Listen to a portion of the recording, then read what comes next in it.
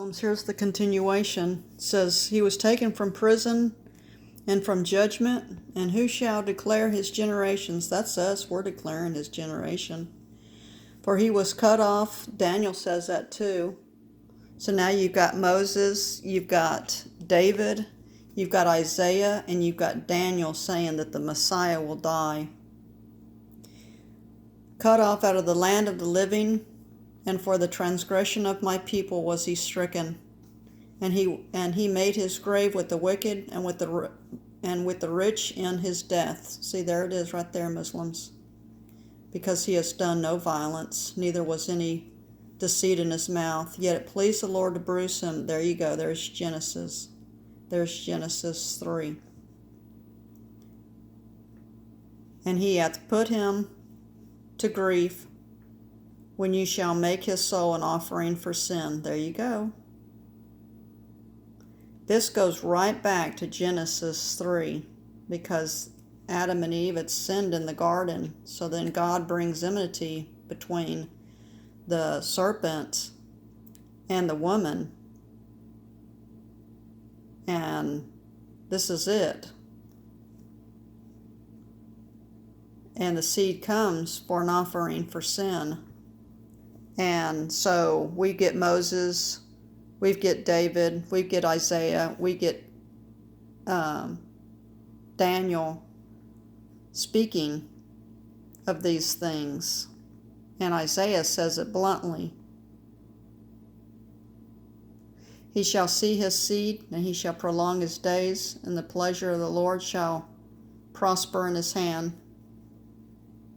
He shall see the travail of his soul, and shall be satisfied. And this travail in John, the Muslims, they want to say, when Jesus says the Father is greater than I, the root word of I is painful travail.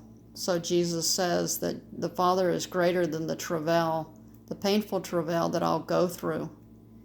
And then he keeps on saying, and after it's done, you'll see. You know, because I had that commandment from my Father to do. And shall be satisfied. By his knowledge shall my righteous servant, see right there, righteous servant, justify many, for he shall bear their iniquities. This righteous servant is the same as the holy arm, which is the salvation of our God. The Lord has made bare his holy arm in the eyes of all the nations, and all the ends of the earth shall see the salvation of our God.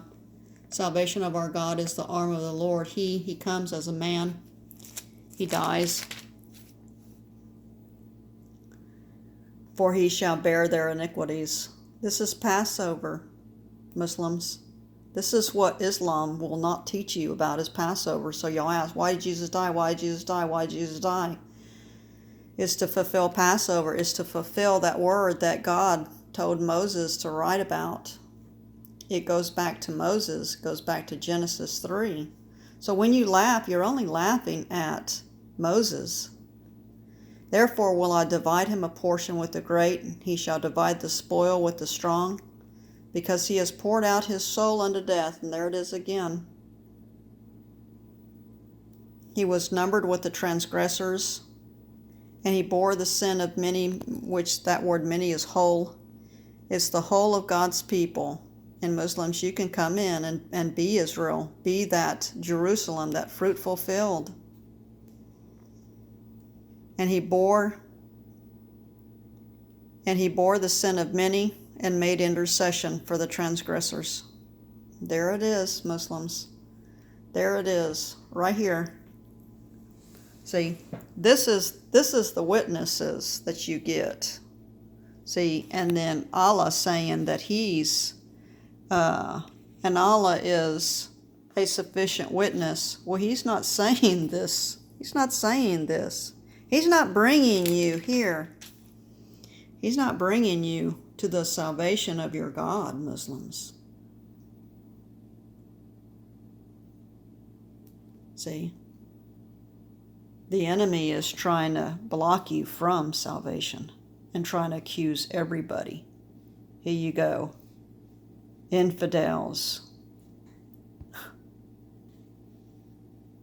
He have strayed and gone far astray.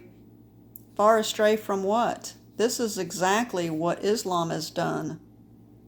Is it's trying to lead people astray. See, it's all over. This is exposing the demons that are of Islam. This is what the demons do. But see, it lies to you. Surely those who become infidels and prevent others from the way of Allah, why would you not prevent this? This is not of God.